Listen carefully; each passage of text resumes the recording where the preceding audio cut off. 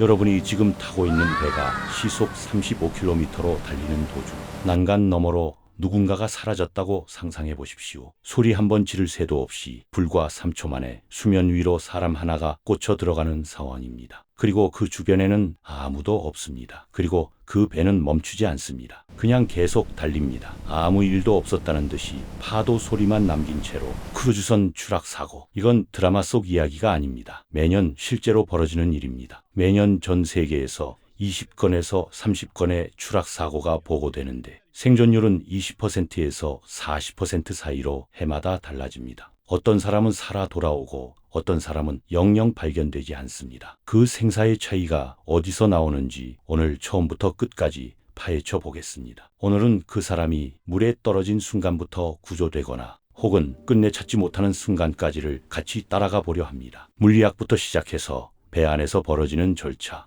그리고 몸이 물속에서 어떻게 버티는지까지 하나씩 짚어보겠습니다. 먼저 크루즈선 자체를 제대로 이해할 필요가 있습니다. 우리가 흔히 떠올리는 대형 크루즈선, 그 승객 데크는 수면에서 얼마나 높은지 아십니까? 배마다 다르지만 보통 15m에서 30m 정도 됩니다. 15m면 5층 건물 꼭대기고 25m면 그 이상인데 콘크리트 바닥 대신 바닷물이라고 해서 안전할 거라는 생각은 완전히 틀렸습니다. 20m 높이에서 수면에 닿는 순간 몸에 전달되는 충격은 시속 40km에서 50km로 달리다 벽에 박히는 수준이고 골절과 내부 장기 손상 위험이 실제로 존재합니다. 물은 부드럽지 않습니다. 높은 곳에서 세게 찍히면 콘크리트처럼 단단하게 느껴지는 겁니다. 이게 첫 번째로 짚어야 할 현실이고 크루즈에서의 추락이 얼마나 다른 차원의 사고인지를 보여주는 핵심입니다. 즉사 위험이 실제로 존재합니다. 물론 착수 각도와 몸 상태에 따라 부상만 입고 생존한 사례도 분명히 있습니다. 추락 각도가 발부터 수직으로 들어가거나 몸이 이완된 상태였거나 파도가 쿠션 역할을 해준 경우들이 그렇습니다. 그러나 수영장 다이빙과 착각하면 절대 안 됩니다. 충격을 가까스로 버텼다 해도 이미 갈비뼈나 내부 장기에 손상이 생겼을 가능성이 높습니다. 그 상태로 차가운 바다 위에서 수색을 기다려야 합니다. 추락 그 자체가 끝이 아니라 시작이라는 겁니다. 이제 추락하고 나서 배는 어떻게 되느냐? 여기서부터가 진짜 문제입니다. 크루즈선은 일반적으로 시속 18km에서 37km 속도로 운항합니다. 10노트 속도만 잡아도 초당 약 5m씩 사람에게서 멀어집니다. 1분이면 이미 300m, 5분이면 1.8km 이상 벌어집니다. 이 거리를 느껴보고 싶다면 운동장 트랙으로 생각해 보십시오. 400m 트랙을 거의 5바퀴 도는 거리만큼 배가 사람을 두고 멀어지는 겁니다. 단 5분 만에 누군가 떨어졌다는 사실을 모르는 동안 배는 계속 항해하는데 이 처음 몇 분이 구조의 성패를 가르는 핵심 시간대입니다. 실제로 구조 성공 사례를 보면 대부분 추락 후 10분 안에 신고가 들어간 경우들입니다. 반대로 실패한 경우는 누구도 추락 순간을 보지 못했거나 밤사이 아무도 모른 채 몇 시간이 흘러버린 케이스들이 많습니다. 시간이 곧 생사를 가르는 겁니다. 야간 사고가 특히 위험합니다. 어두운 바다 위에서는 추락 자체를 목격하기가 매우 어렵고 사람 목소리가 파도 소리에 묻혀버립니다. 게다가 크루즈에서 방 하나가 비어 있다는 걸 알아채는 건 다음날 아침 식사 시간이 될 수도 있습니다. 그 사이 배는 수백 킬로미터를 달린 상태가 되는 거죠. 그렇다면 배 위에서는 어떤 일이 벌어질까요? 추락 장면을 목격한 승객이 있다면 가장 먼저 해야 할 건 큰 소리로 외치는 겁니다. 맨 오버보드라고 외치거나 한국어로 사람 빠졌어요 라고 소리치는 거죠. 그 다음은 주변에 있는 구명부안을 즉시 바다에 던지는 겁니다. 구명부안이 없으면 뜰 수 있는 물건이면 뭐든 던지는 겁니다. 그리고 가장 중요한 것, 절대 눈을 떼지 않아야 합니다. 다른 사람에게 브릿지 연락을 부탁하면서도 본인은 손가락으로 가리키며 그 지점을 계속 주시해야 합니다. 왜 눈을 떼면 안 되냐고요? 바다에 떠 있는 사람은 생각보다 훨씬 작아 보입니다. 파도가 조금만 쳐도 보였다가 안 보였다가를 반복하는데 한번 시선을 놓치면 다시 찾는 게 극도로 어렵습니다. 어릴 때 숨바꼭질하면서 숨은 친구를 눈으로 쫓다가 잠깐 고개 돌린 사이에 어디 숨었는지 모르게 된 경험 있습니까? 바다에서 사람을 놓치는 게 딱 그겁니다. 파도 하나에 가려졌다가 그걸로 끝날 수도 있습니다. 신고를 받은 브리지, 즉 선박의 조종실에서는 즉각적인 절차가 가동됩니다. 가장 먼저 하는 일은 추락 지점에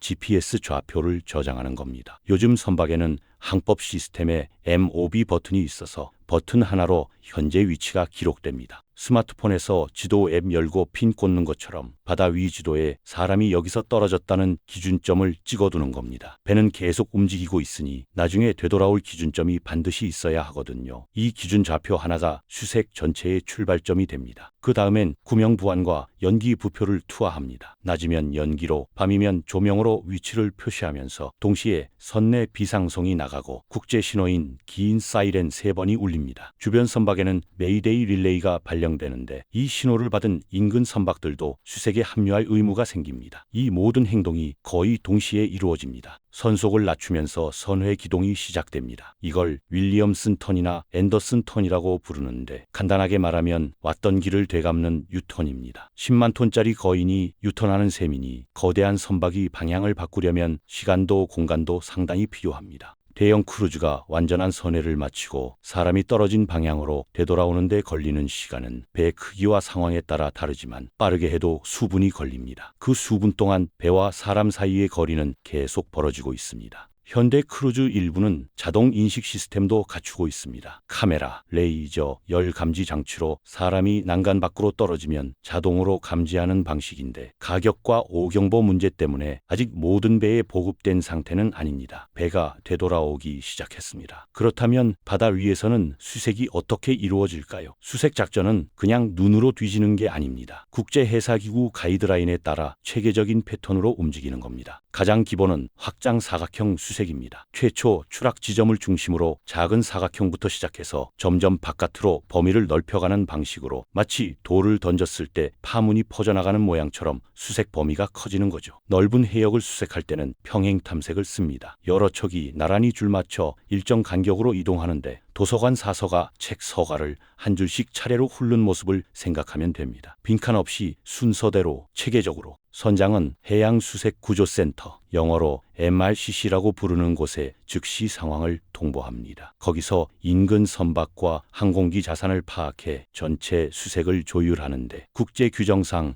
주변 선박도 조난 신호를 받으면 가능한 한 도움을 줘야 할 의무가 있습니다. 사고가 난 배 혼자 찾는 게 아니라 인근 모든 선박이 달려오는 구조입니다. 넓은 바다에서 여러 팀이 나눠 지역을 맡아 동시에 수색하는 방식. 말하자면 바다 위 단체 숨은 그림 찾기입니다. 이 시스템이 제대로 작동한 경우 몇 시간 뒤에 생존자를 건진 사례도 실제로 존재합니다. 그런데 수색을 더욱 어렵게 만드는 변수가 있습니다. 바로 해류와 바람입니다. 사람은 해류 속도 1노트에서 3노트에 밀려 추락 지점에서 계속 이동합니다. 수색팀은 처음 추락 지점뿐만 아니라 해류와 바람 방향을 계산해서 사람이 흘러갔을 구역을 예측해야 합니다. 마치 강에 떠내려가는 나뭇잎을 찾는 것처럼 위치를 역산해야 하는 겁니다. 이 모든 수색이 진행되는 동안 물속 사람은 어떤 상황에 처해 있을까요? 여기가 가장 냉혹한 부분입니다. 바다에 빠진 순간부터 사람 몸에서 벌어지는 일은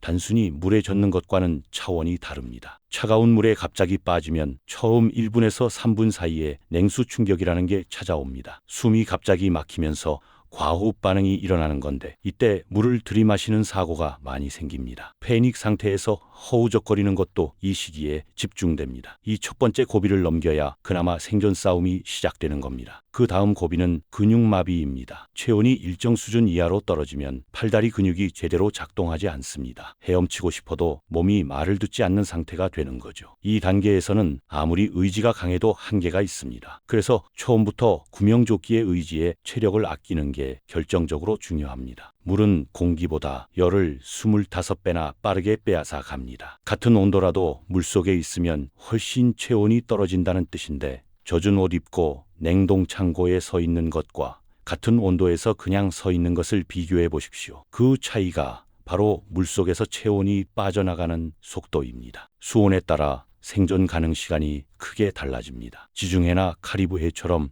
21도에서 20도 정도의 따뜻한 바다에서는 몇 시간 버티는 게 가능합니다. 하지만 10도에서 16도 수온, 우리나라 동해 겨울 수온순 같은 경우라면 1시간에서 2시간 안에 극심한 체온 저하가 찾아오고 6시간 안에 생명이 위험해집니다. 북대서양이나 북태평양처럼 4도에서 10도 정도의 차가운 바다라면 30분에서 60분 안에 의식을 잃을 수 있고 최대 3시간 안에 생존 가능성이 급격히 낮아집니다. 0도에서 4도, 사실상 빙점에 가까운 수온이라면 15분에서 30분 안에 의식이 끊기고 30분에서 90분 사이에 사망에 이를 수 있습니다. 가끔 뉴스에 나오는 얼음 같은 물에 1시간 넘게 있다 살아난 기적 같은 사례도 있기는 합니다. 그러나 그건 특수한 생리적 반응이 작동한 극히 드문 예외 케이스이고 일반적으로는 절대 그 시간을 버티기 어렵습니다. 그렇다면 물속에서 살아남으려면 어떻게 해야 할까요? 가장 중요한 건 움직임을 최소화하는 겁니다. 헤엄쳐서 도망가려 하면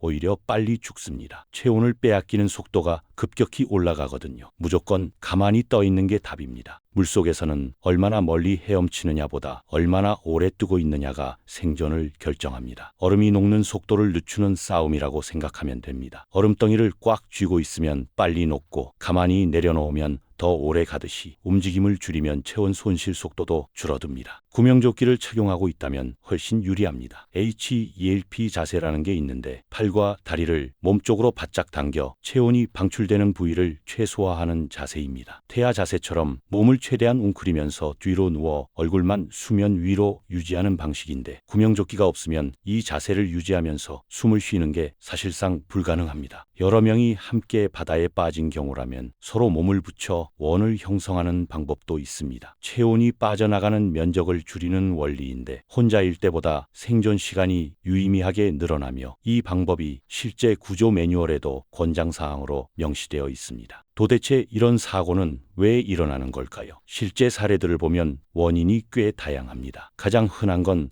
음주 상태에서의 무모한 행동입니다. 실제 통계를 보면 추락 사고의 50% 이상이 음주와 연관됩니다. 술에 취한 채 난간에 기대다 중심을 잃거나 난간 위로 올라가려 했다가 떨어지는 경우가 많습니다. 그 다음은 셀카나 사진을 찍으려다 균형을 잃는 경우고 드물게는 다툼이나 의도적 행위가 개입된 케이스도 있습니다. 통계적으로 그냥 자연스럽게 떨어졌다기보다는 규칙 위반이나 무모한 행동이 개입된 경우가 훨씬 많습니다. 관람차를 생각해 보십시오. 관람차 자체는 안전하게 만들어져 있습니다. 하지만 거기 타고 올라가서 안전바를 풀고 일어서는 사람이 생기면 그 순간 관람차가 위험해지는 겁니다. 크루즈선도 마찬가지입니다. 배가 위험한 게 아니라 안전장치를 무시하는 행동이 배를 위험하게 만드는 거죠. 크루즈는 통계적으로 상당히 안전한 교통수단입니다. 사고율 자체가 다른 교통수단보다 낮습니다. 문제는 한번 사고가 나면 그 파급력이 너무 크고 구조가 초단위 싸움이 된다는 겁니다. 그러니까 배 자체를 무서워할 필요는 없습니다. 하지만 설마 나한테 그런 일이 생기겠어라는 안일한 생각을 내려놓는 것, 그게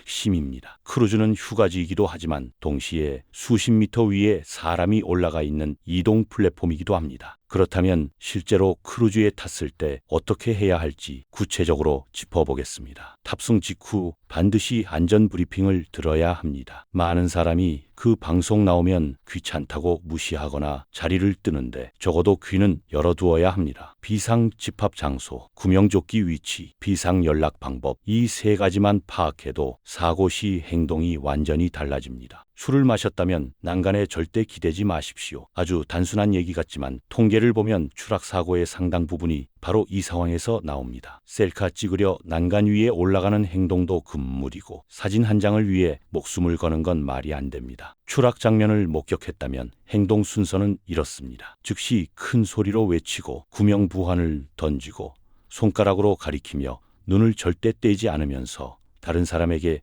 브리지 연락을 부탁합니다. 이 네 가지를 1분 안에 해야 합니다. 이 1분이 구조 가능성을 몇 배 이상 높입니다. 오늘 이야기를 정리하면 이렇습니다. 크루즈에서 사람이 떨어지는 사고는 추락 자체만의 문제가 아닙니다. 배가 멀어지는 속도, 물속에서 체온이 빠져나가는 속도, 수색팀이 도달하는 데 걸리는 시간, 이 모든 것이 동시에 맞물려 돌아가는 복합적인 위기 상황입니다. 빠른 신고, 체계적인 수색, 그리고 체온을 버텨낸 시간, 살아 돌아온 사람들은 이 세 가지가 맞아떨어진 경우입니다. 그리고 그 조건 중 두 가지는 배 위에 우리가 만드는 겁니다. 배를 만드는 기술이 아무리 발전해도 그 위에 타람의 판단이 마지막 안전망입니다. 바다는 언제나 우리보다 강하다는 사실을 잊지 마십시오.